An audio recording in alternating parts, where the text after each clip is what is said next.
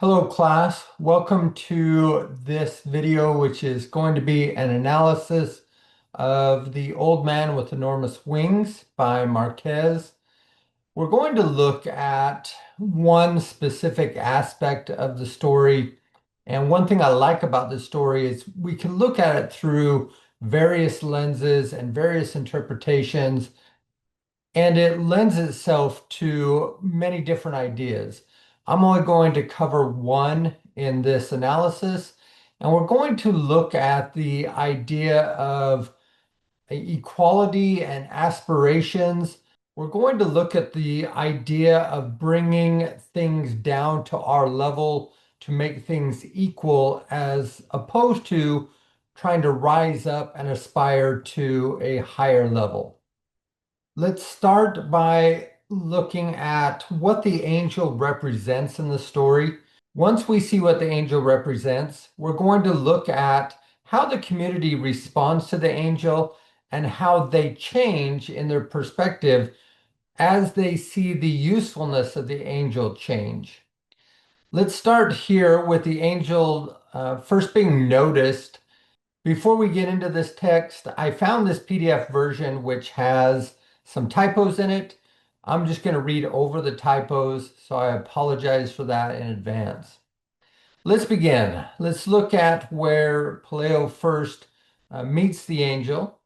And in this description, it says, there were only a few faded hairs left on his bald skull and very few teeth in his mouth. In his pitiful condition of a drenched great-grandfather, took away any sense of grandeur he might have had. Okay, so we can see that the angel is pitiful, is low, and that's how both Peleo and Elisenda see him at this moment. So they see him as less than or dirty and disgusting. It's interesting they see him in this way despite his enormous wings. We would probably all, if we saw such a creature, think angel. But they are uncertain. They don't know because they see him in this way. When they asked the neighbor, he's an angel, she told them. He must have been coming for the child, but the poor fellow is so old that the rain knocked him down. Okay, so they get this confirmation that he's an angel. And the neighbor woman gives some advice of what to do with this person who is lower than how they perceive themselves. Against the judgment of the wise neighbor woman, for whom angels in those times were the fugitive survivors of a spiritual conspiracy, they did not have the heart to club him to death. So she is encouraging them to club him to death, to get rid of him. Again, he's lesser than, he's not equal to where they are. He is a fugitive survivor. So he's somebody that's been discarded, but they don't have the heart to do that. Okay, so they see him as lesser than, so it brings empathy from them. Then we see what maybe they perceive as a miracle or some usefulness from the angel. A short time afterward, the child woke up without a fever and with a desire to eat.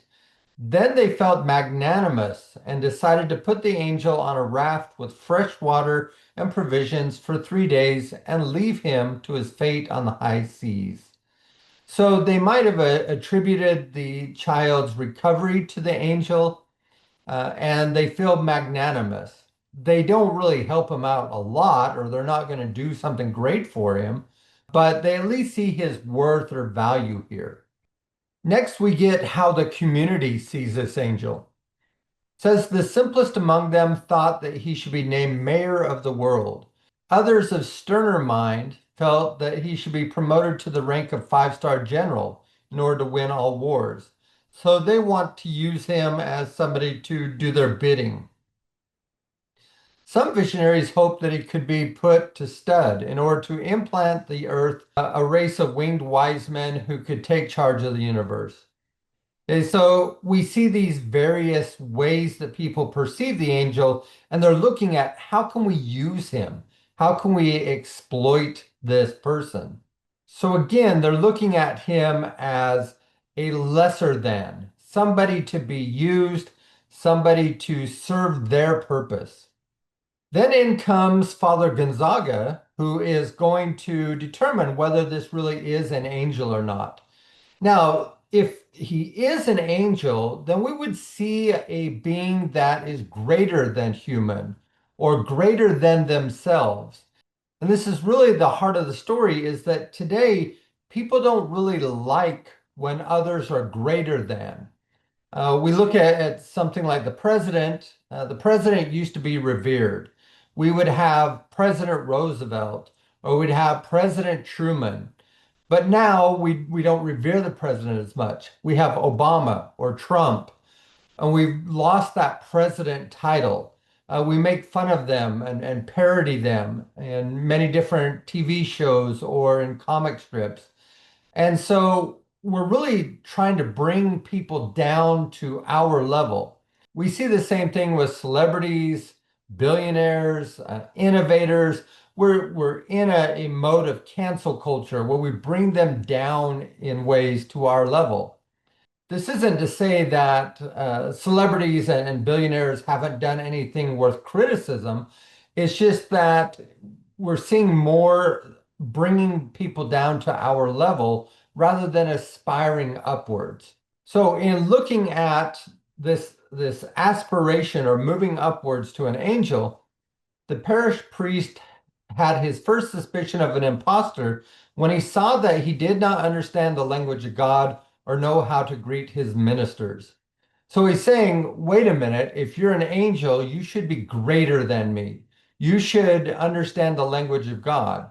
You should be able to understand Latin, and you don't understand it. That puts me above you. And so you can't be an angel. You have to be lesser than. Then he noticed that seen close up, he was much too human. So he's bringing the angel down by saying, you know, you actually have a lot of human qualities, despite these enormous wings that are growing off the angel's back. And so this is that pulling down aspect that I mentioned earlier. Then we get to the angel's true characteristic or thing that sets him above regular humans. His only supernatural virtue seemed to be patience. So the only real power this angel has is that ability to outlast or to endure or to deal with all of the persecution that's going to come to him. In some ways, there's this helpless feeling that's attached to the angel. So the people have made a spectacle of this angel. They've charged admission. They have people come in to hopefully get a sight of the angel or to receive a miracle. Some just throw food at him or play with the angel, mock him in ways. So again, they're trying to either exploit what usefulness they can find or to pull him down, to make themselves feel higher than he is. And then an interesting thing happens. They turn their attention away from the angel and they turn it to this woman that's been transfigured into a spider. What's interesting about this is the way that they describe her. They say a spectacle like that, full of so much human truth, in which such a fearful lesson was bound to defeat without even trying that of a haughty angel who scarcely deigned to look at mortals.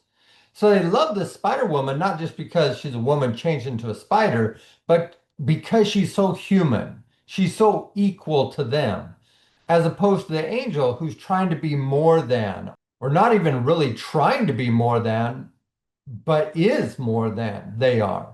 We see this again when the doctor comes to observe the child and the angel when they get chicken pox, and he is so tempted to examine this angel.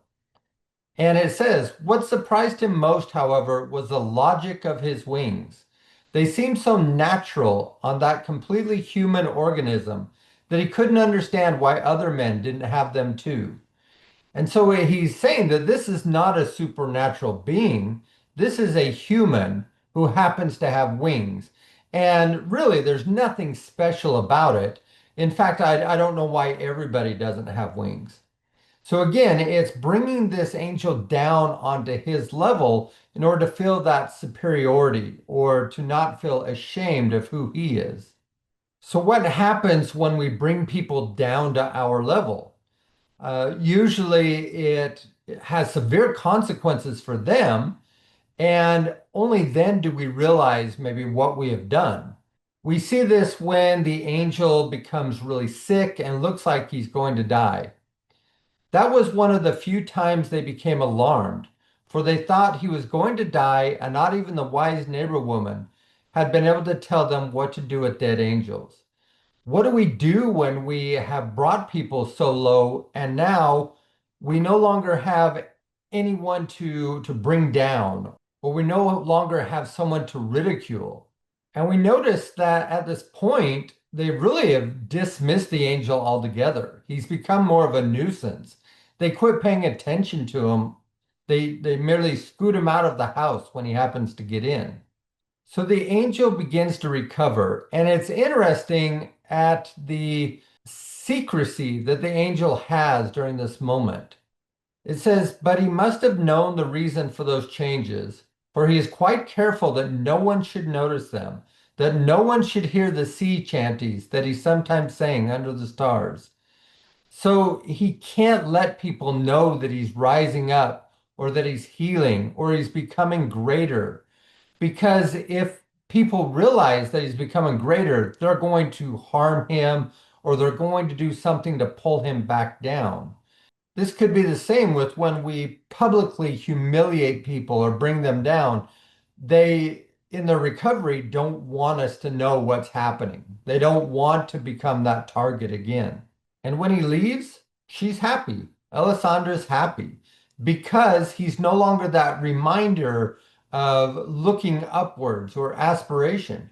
She has become wealthy because of him. And so now she is somebody to be revered and looked at from others as a person of means or a person of power. Again, this is just my interpretation, and I tried to find one that was less published in journals and magazines about this story, maybe one that you hadn't thought of before. Again, which is what I like about this short story, is there's so many different interpretations and applications. As always, I hope you enjoyed this story. I hope you found some meaning for your own life in this small piece of fiction, and I will look forward to talking about it further in class.